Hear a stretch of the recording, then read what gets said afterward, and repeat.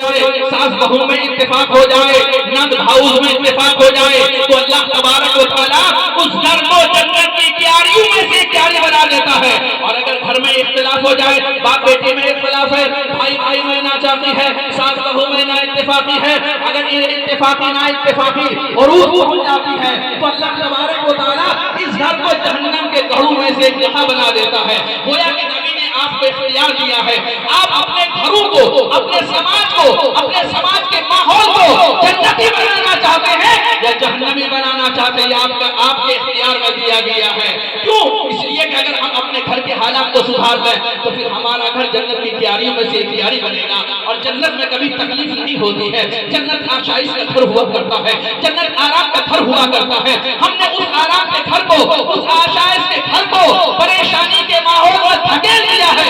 यही वजह है कि बरकत भी हमारे घरों से दूर हो जाती है, इज्जत भी हमारे घरों से दूर हो गई है, हमारा घर का माहौल खराब होता हुआ नजर आ रहा है। फिर अपना तो दुनिया में सुकून से बैठे हैं, जब दुनिया में सुकून से नहीं बैठे हैं, दुनिया में हमारे लिए सुकून नहीं है, इबादत करने का सलीका हमें नहीं है, नमाज अदा करने का सलीका हमें नहीं है। इस दुनिया में उम्मत मुहम्मदिया एक हुआ करते हैं, लेकिन नमाज का तरीका अलग है। कोई हाथ कंधे पर उठाता है, कोई हाथ सीने पर बांधता है, कोई हाथ नाक के नीचे बांधता है, कोई हाथ को इंसान करता है, छोड़ देता है।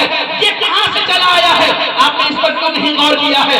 अबू दाऊद शरीफ की हदीस है, आकाए दो आलम सल्लल्लाहु अलैहि वसल्लम के सहाबा ने इरशाद फरमाया है, आज हर आदमी चाहे सीना पर हाथ बांधने वाला हो, चाहे कंधों तक हाथ उठाने वाला हो, या चाहे वो हाथ इंसान करने वाला हो, हर आदमी हदीस से दलील दिया करता है। जो नाक पर हाथ बांधता है वो भी दलील देता है हदीस से, जो कान सीने पर हाथ बांधता है वो भी दलील देता है हदीस से, जो इंसान करता है वो भी दलील देता है हदीस से। मैंने कहा नादान, तूने हदीस नहीं पढ़ी है। अबू दाऊद में साफ तरीके से किताब सलात के आखिर में एक हदीस बयान किया है। आका के सहाबी इरशाद फरमाते हैं, जब कोई हदीस में इख्तिलाफ हो जाए, जब हदीस दो तरह की हो जाए, जब हदीस चंद तरह की हो जाए, और उन चंद तरह की हदीसों में जब इख्तिलाफ हो जाए तो देखा जाएगा कि सरकार के बाद सहाबा का अमल किस पर है, सहाबा का अमल किस पर होगा उसको मान लिया जाएगा, और सहाबा का अमल किस पर नहीं होगा उसे छोड़ दिया जाएगा। नारे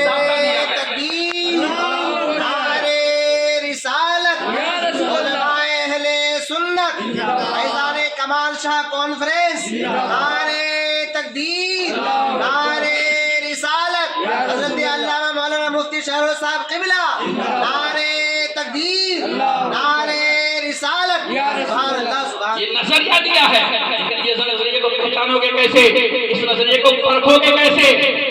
मदरसा गली गली खुल गया है, लेकिन आपको तौफीक नहीं होती है कि अपने बच्चों को मदरसा में भेजा जाए। आप ये समझते हैं कि दिन हमारे पास टीवी के जरिए से आया है, दिन हमारे पास नेट और गूगल के जरिए से आया है। यारो, ये नेट और गूगल से दिन नहीं आया है, दिन आया है कि जब जानवे टीवी तय किया है, कहाँ खुश रोटी हमारे बुजुर्गों ने तोड़ा है, टूटी हुई चटाई पर बैठा है, रात की नींद को कुर्बान किया है, तब जाके ये दिन मुस्तफा जाने रहमत से लेकर हम तक पहुंचा है। ये दिन इतनी आसानी से नहीं पहुंचा है। आज मस्जिदों में कालीन लगी हुई है, मस्जिदों में गर्मी के मौसम में एसी लगा हुआ है, जाड़े के मौसम में हीटर लगे हुए हैं, गीजर लगे हुए हैं। उस वक्त इस बुनियाद पर भी आज लोग कहते हुए नजर आ रहे हैं, दिन पर चलना बड़ा मुश्किल हो गया है, दिन पर अमल करना बड़ा मुश्किल हो गया है, सुबह सुबह उठना पड़ता है, रात में जागना पड़ता है।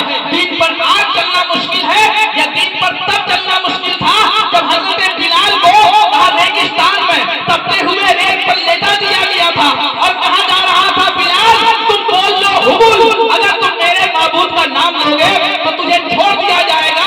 लेकिन बिलाल जब भी कहता था हुबुल कामयाब नहीं है, अल्लाहु अहद, अल्लाह एक है, वही पालने वाला है, वही मारने वाला है, वही जिंदा करने वाला है। तब तो हजरत बिलाल ने ये नहीं कहा था दिन पर चलना बहुत मुश्किल है, तब भी तो हजरत बिलाल ने इरशाद फरमाया था, परवरदिगार ये तेरे गुनहगार बंदे हैं, परवरदिगार इसे हिदायत याफ्ता कर दे। सरकार दो आलम सल्लल्लाहु अलैहि वसल्लम को